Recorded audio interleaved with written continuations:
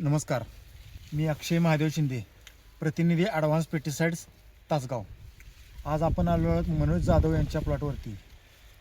यांनी आपलं N32 वापरली होती. त्यांच्याकडनं जाणून घेऊया त्यांना रिझल्ट कसे प्रकारचे मिळाले.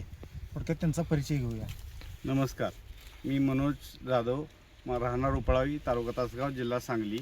मी ॲडव्हान्स पेस्टिसाईडचं N32 वापरलं.